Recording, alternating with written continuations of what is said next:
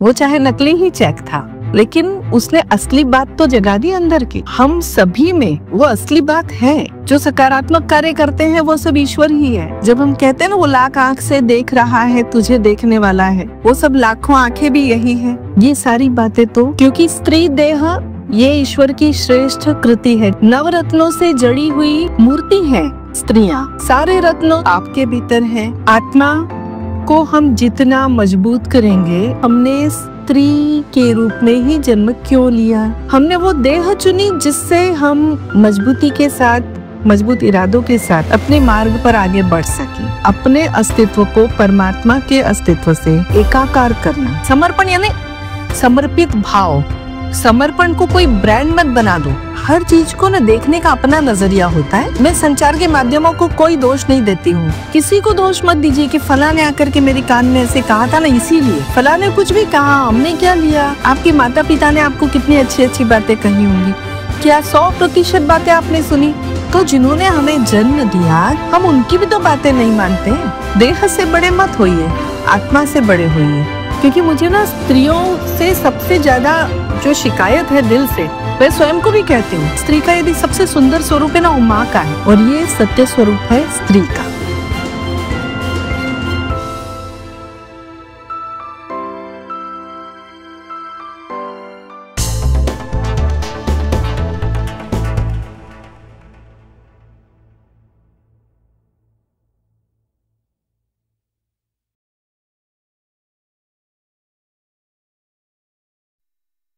અહીં પધારેલ સૌ પુણ્યાત્માઓને મારા નમસ્કાર. જય બાબા સ્વામી.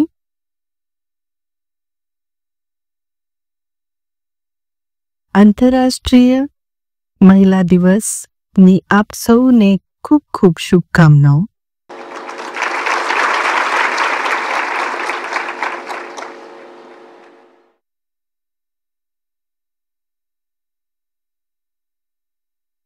ગુજરાત એ મારી માતૃભૂમિ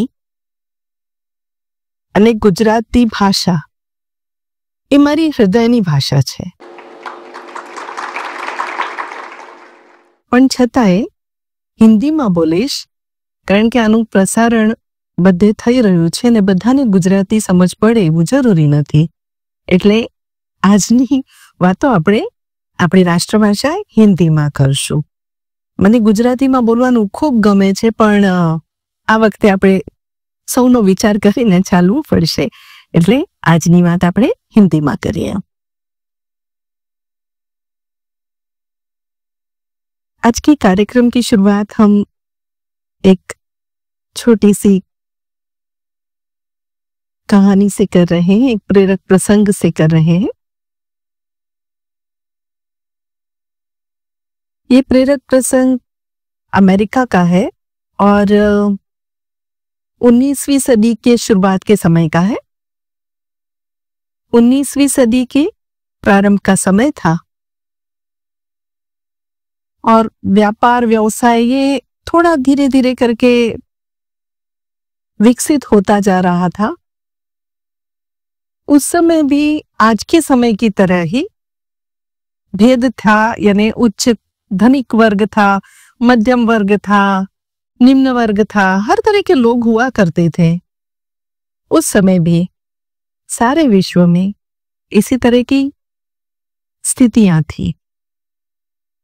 आज हम आधुनिक हो गए हैं, समय बदलता है. आधुनिक का अर्थ आसपास की मशीनें बदल जाती है, वो आधुनिक हो जाती है. हमारी विचारधारा में थोड़ा सा फर्क पड़ता है, कहीं कुछ अधिक भी फर्क पड़ता है. बहरहाल हम कथा की ओर बढ़ते हैं कि एक व्यवसायी थे, व्यवसाय करते थे, उनका अपना व्यवसाय था. लेकिन व्यवसाय करते करते उनको काफी नुकसान हुआ और नुकसान इतना हुआ कि वो काफी कर्जे में डूब गए. बहुत सारा उन्हें कर्ज देना था बैंक को और समझ नहीं पा रहे थे कि अब मैं किस तरह से ये सारा कर्ज चुकाऊं. और बहुत परेशान थे, यानी परिस्थिति तो ऐसी थी कि उनका घर, व्यवसाय और सब कुछ बेच डालें जिसको कहते हैं हम बैंक करप्ट हो जाए, दिवालिया हो जाना। तो वो स्थिति थी, पर वो समझ नहीं पा रहे थे। और आज के समय जैसे उस समय के नियम नहीं थे, वो बैंक करप्ट वाला नियम शायद नहीं था कि आप अपने आप को बैंक करप्ट घोषित कर दो, दिवालिया घोषित कर दो, फिर ऐसा कुछ शायद था नहीं।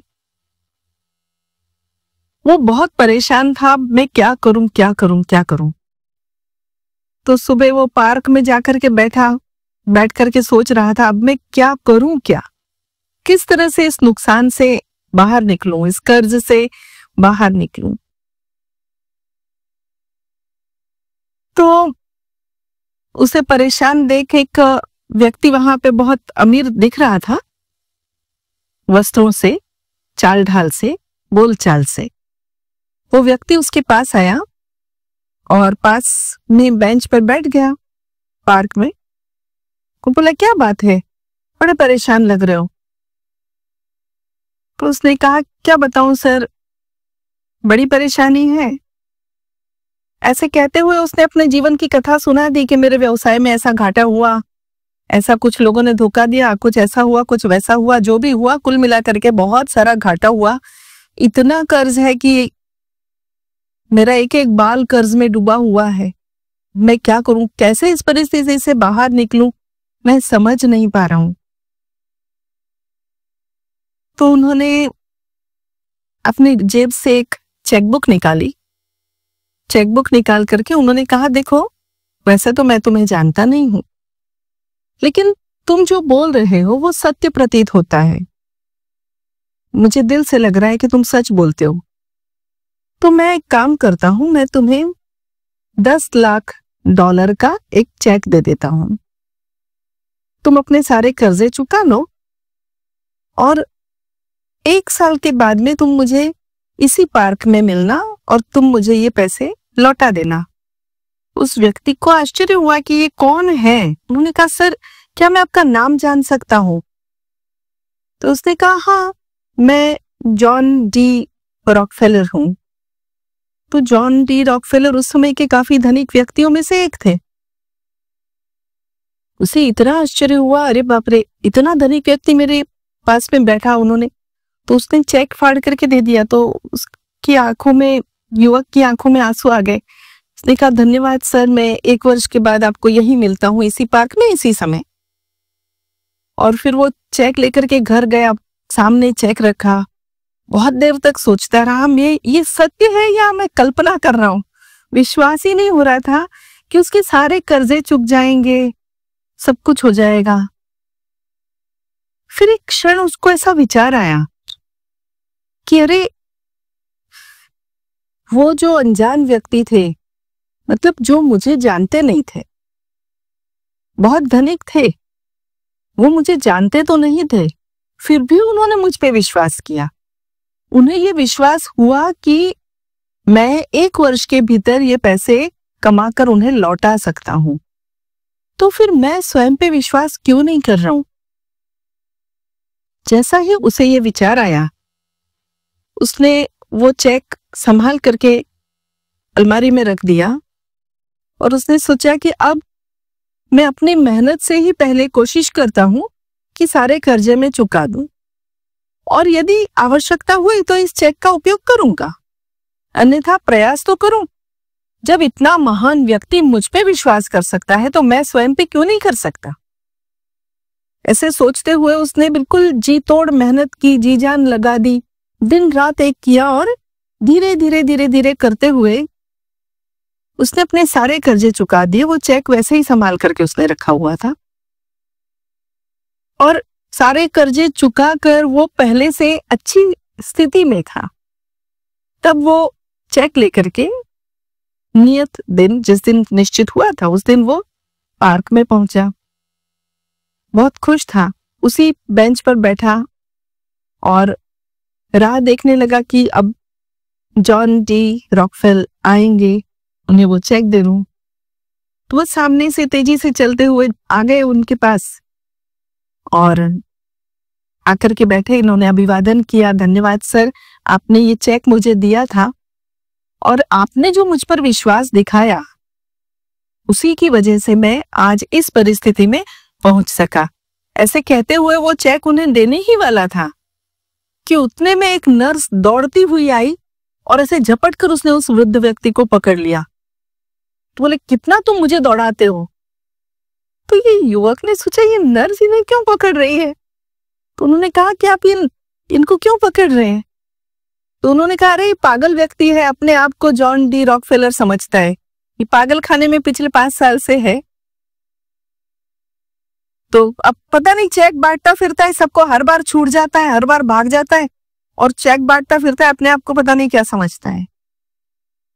वो एकदम सदमे में आ गया। फिर उसने सोचा कि जो भी हो, वो चाहे नकली ही चेक था, लेकिन उसने असली बात तो जगा दी अंदर की।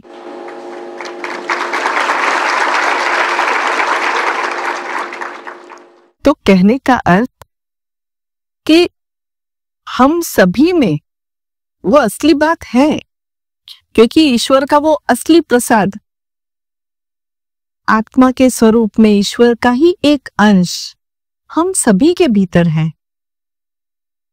तो जो कार्य ईश्वर कर सकता है वो सारे कार्य हम सब कर सकते हैं।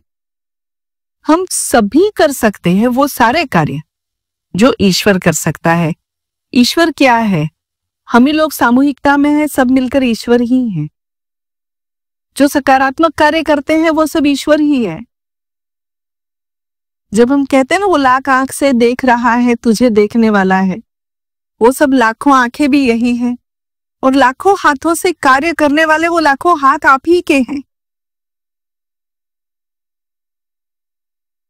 अब जब हम सब कुछ कर सकते हैं, जब हम सब कुछ देख सकते हैं, ये सारी बातें तो शरीर की हैं, देह की हैं।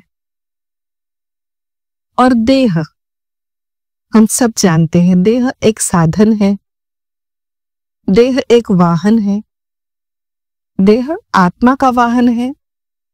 देह एक साधन है जो ईश्वर ने हमें प्रदान किया। ईश्वर ने उपहार स्वरूप हमें ये देह दी है, और इससे हम जो कुछ भी करेंगे वो हमारी ओर से उपहार होगा उस परम कृपालु ईश्वर के लिए। तो हम क्या उपहार लेकर के उस ईश्वर के पास जाएंगे? हमने तो उनके पास से उनके पास की श्रेष्ठ वस्तु मांग ली, क्योंकि स्त्री देह ये ईश्वर की श्रेष्ठ कृति है। जैसे अभी उस बच्ची ने बताया, सचमुच नवरत्नों से जड़ी हुई मूर्ति है स्त्रियां। सारे रत्न आपके भीतर हैं, सारे रस आपके भीतर हैं, सारी बातें, सारी सकारात्मकता, सारी रचनात्मकता आपके भीतर है। हम सभी स्त्रियों के भीतर हैं। लेकिन किस चीज की कमी है? किस चीज की कमी है? किसी चीज की कमी नहीं है, किसी चीज की कमी नहीं है। यदि कमी होती तो स्त्रियां कभी आगे ही नहीं बढ़ती, और गुरुदेव कभी उनको समान अवसर नहीं प्रदान करते। जब गुरुदेव ने इतना विश्वास किया है हम पर, तो हम अपने आप पर तो कर ही सकते हैं। अपने आप पर से मतलब अपनी आत्मा पर। देह तो आत्मा का साधन है। आत्मा को हम जितना मजबूत करेंगे उतना ये जो साधन है, इस साधन का हम सही उपयोग कर पाएंगे, सदुपयोग कर पाएंगे।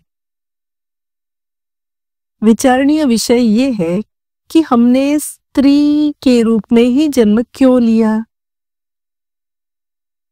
पहले भी आप लोगों के साथ इस बात को मैं शेयर कर चुकी हूं कि जन्म लेने से पूर्व हमारे सामने तो सारे ऑप्शन खुले थे आत्मस्वरूप में कि हम क्या बने, किस रूप में जन्म लें, किस घर में जन्म लें, किस माता पिता के घर जन्म लें। सारे ऑप्शंस हमारे सबके सामने खुले थे। हमने वो स्थान चुना जहां से हम गुरुदेव तक पहुंच सके। हमने वो देह चुनी जिससे हम मजबूती के साथ, मजबूत इरादों के साथ अपने मार्ग पर आगे बढ़ सके। हमने वो देह चुनी, हमने वह घर चुना जहां हम पूर्व कर्मों को नष्ट करने की सारी परिस्थितियां प्राप्त कर सकें। अच्छे कर्म बुरे कर्म सारे सभी कुछ आत्मा ने ही निर्धारित किया था, मांगा था, प्राप्त किया। अब प्राप्त सब हो गया, सिर्फ देह को अपना कार्य करना है और आत्मा को अपना। जो भी कार्य करते हैं केवल दो प्रकार के कार्य हम लोग करते हैं, एक आत्मा के लिए, दूसरा देह के लिए। जो भी कार्य होता है बस ये दो चीजों के आसपास होता है। आत्मा के लिए जो कार्य कर रहे हैं तो वो है हमारी ध्यान धारणा, वो है हमारा संपूर्ण समर्पण, और वो है मैं का विलीनीकरण, अर्थात अपने अस्तित्व को परमात्मा के अस्तित्व से, अपने अस्तित्व को सद्गुरु के अस्तित्व से, अपने अस्तित्व को गुरु शक्तियों के अस्तित्व से एकाकार करना। एक साधारण सा सिंपल सा एग्जाम्पल देती हूं, एक बहुत साधारण सा उदाहरण देती हूं, सभी स्त्रियां जानती हैं उस उदाहरण को। इलेक्ट्रिक का वायर होता है, सभी गृहिणियों ने देखा है अपने घर में। आप लोग सचेत रहिए, थोड़ा लाइवली रहिए।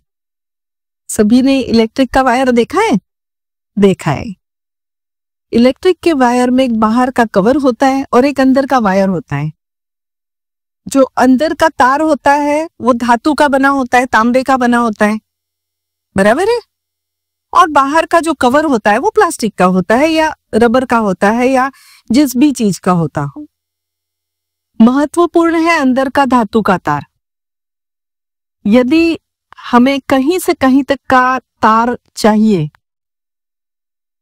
यानी हमें यहां लाइट जलानी है तो बल्ब लगेगा उसमें, बराबर है। लेकिन बल्ब तब तक प्रज्वलित नहीं होगा जब तक उसका कनेक्शन नहीं होगा। कनेक्शन करने के लिए हमने तार भी खींच दिया, उधर भी प्लग भी है, सब कुछ है, लेकिन कब तक वो लाइट नहीं जलेगी? जब तक जो भीतर का जो धातु का तार है वो उस प्लग के धातु से मिलता नहीं है। सही कह रही हूं? ये आप सब जानते हैं, बिल्कुल घर में हम लोग उपयोग में लाते हैं। जब दो तार जोड़ते हैं तो क्या करते हैं? उसका जो ऊपर का जो रबर का कवर होता है या प्लास्टिक का कवर होता है उसको पहले चाकू से काट करके साइड में करते हैं। यदि आपने स्वयं ने नहीं किया होगा तो इलेक्ट्रिशियन को करते हुए देखा होगा। फिर वो जो धातु का तार है उसे अच्छे से एक दूसरे से मिला करके उसको पेंच देते हैं। उसके बाद में उसके ऊपर हम वो प्लास्टिक की रबर टेप जो होती है वो चिपका देते हैं ताकि करंट ना लगे। ये सब आप लोगों ने देखी हुई बातें हैं। हाँ, तो बस ऐसा ही तो तार गुरु शक्तियां हैं, ऐसा ही तार आपकी आत्मा है। और उसके ऊपर का वो जो आपका प्लास्टिक का कवर, रबर का कवर आपने जो चीर करके साइड में किया, आपने या इलेक्ट्रिशियन ने, जो भी वो साइड में किया वो थे आपकी देह, आपका मैं का भाव। जब ये मैं का भाव हटा तो गुरु शक्तियां ऐसे मिल गई और बल्ब जल गया। जब तक ये इलेक्ट्रिक के वायर को हम ऐसे ही रबर के साथ में जोड़ते रहेंगे कभी भी लाइट नहीं जलेगी। जलेगी क्या? नहीं चलेगी। सबसे पहले वो रबर का कवर साइड में करो, जब वो धातु का तार धातु के तार से मिलेगा और फिर जब उसके ऊपर हम पक्का अपना समर्पण का टेप चिपकाएंगे। समर्पण यानी समर्पित भाव। समर्पण को कोई ब्रांड मत बना दो। समर्पण का अर्थ है हमारा समर्पण का भाव, वो पूर्ण आस्था, वो पूर्ण विश्वास जो इस बंधन को जोड़े रखता है। जैसे इलेक्ट्रिक वायर को हम रबर टेप से चिपका देते हैं ना, कि वो करंट भी नहीं लगे और वो जुड़ा रहे, उसको कोई डिस्टरबेंस ना हो, उसकी अर्थिंग ना हो जाए। अर्थिंग भी नहीं होनी चाहिए ना। तो वैसे ही जब ये हमारा समर्पण का तार जुड़ गया, अब उसके ऊपर से आप अपनी समर्पण की पट्टी, आपका पूर्ण समर्पण भाव, आपकी पूर्ण आस्था, आपका विश्वास, जब इसकी टेप आपने लगा दी तो क्या होगा? अर्थिंग नहीं होगी। अर्थिंग नहीं होगी मतलब अर्थिंग नहीं होने से अर्थ है कि जो भी कुछ घटनाएं आसपास घटित होती हैं या कोई आकर के कान में कुछ कह जाता है, हमारी स्त्रियों के साथ बहुत होता है, सखियां आके कान में कुछ बोल जाती हैं और कान में ही सीधे बोलती है या फोन से भी कान में बोलती है, और नहीं तो वो कहीं कम पड़ जाता है ना, तो फिर हमारे बहुत सारे साथी हैं, हमारे जितने संचार के माध्यम है उसमें बहुत सारी नेगेटिव बातें चलती रहती हैं। देखिए, हर चीज को ना देखने का अपना नजरिया होता है। मैं संचार के माध्यमों को कोई दोष नहीं देती हूँ, क्योंकि समाचार पत्रों में बहुत अच्छी बातें भी छपती हैं और बहुत सारी नेगेटिव यानी नकारात्मक बातें भी छपती हैं। अब हम पर है कि हम उसमें से क्या लेते हैं। प्रत्येक बात में से ना हम क्या चुनते हैं। जैसे बाग में गुलाब भी है, कांटे भी है। जब भी आप बगीचे में जाते हो, आप क्या चुनते हो? गुलाब चुनते हो। कांटे चुनते हो क्या जाकर के? नहीं। तो फिर जब हम समाचार देखते हैं, समाचार पढ़ते हैं, समाचार सुनते हैं, तो तब हम उसमें से कांटे क्यों चुनते हैं, उसमें से फूल क्यों नहीं चुनते? और इसके लिए चाहिए हमारी आदतें।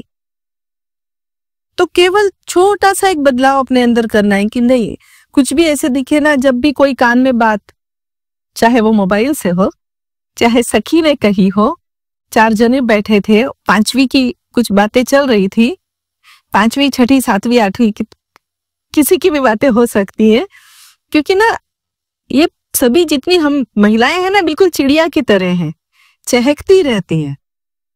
तो चिड़िया जितना अच्छे से उपवन को एकदम सजीव कर देती हैं, नहीं तो सोचो एक बगीचे की कल्पना करो जिसमें केवल फूल वूल खिले हो, वृक्ष हो और एक भी चिड़िया ना हो, तो वो बगीचे वाली सही बात नहीं आएगी। चिड़िया तो चाहिए।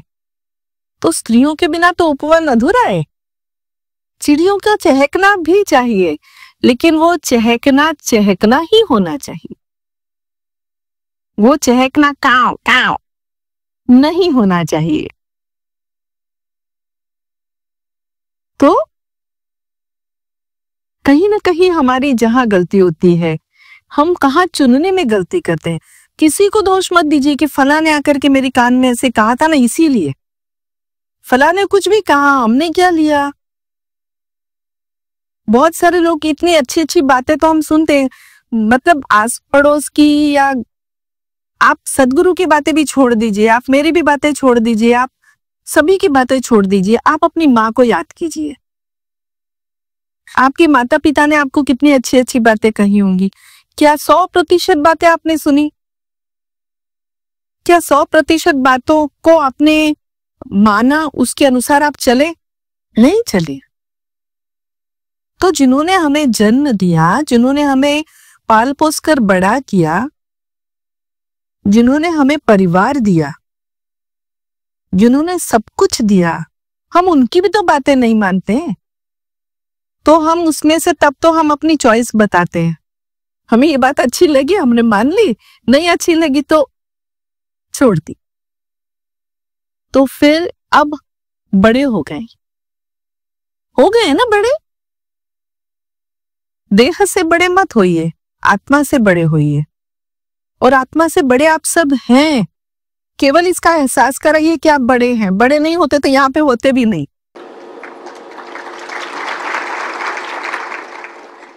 क्योंकि आध्यात्मिक रुचि तभी होती है जब आत्मा परिपक्व होती है। आत्मा परिपक्व हुई, इसीलिए आध्यात्मिक रुचि जागी।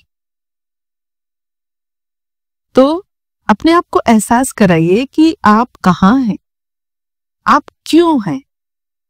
देखिए, गुरुदेव भी सारे कार्य करते हैं।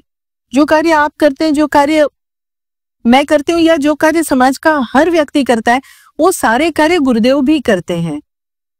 फिर भी गुरुदेव सारे कार्य करके भी उससे अलिप्त रहते हैं। और हम में और गुरुदेव में केवल इतना अंतर है कि हम सारे कार्य करके उसमें लिप्त रहते हैं, अलिप्त नहीं रह पाते। क्यों? कारण इतना ही है कि करते हैं और हम सोचते हैं मैंने किया। जब मैंने किया तो सारी जिम्मेदारी मेरी हो गई, मेरी नैतिक जिम्मेदारी, मेरी मौलिक जिम्मेदारी, मेरी माँ की तरह की जिम्मेदारी, मेरी बहन की तरह की जिम्मेदारी। आप लोगों के पास कोई वाहन होगा, साइकिल, स्कूटर, स्कूटी, कार, जो भी वाहन होगा, आप उसकी सर्विसिंग करवाते? चलो, करवाने के लिए तो आप कभी कहीं भेजते होंगे सर्विस स्टेशन पे, लेकिन रोज उसको साफ तो करते हैं ना, धूल तो उसकी हटाते हैं। रोज आप उसकी केयर लेते हैं। क्यों? हर 6 महीने में या निश्चित किलोमीटर चलने के बाद में आप उसे सर्विस स्टेशन पे भेजते हैं और अपने आप को सर्विस स्टेशन पे भेजते हैं।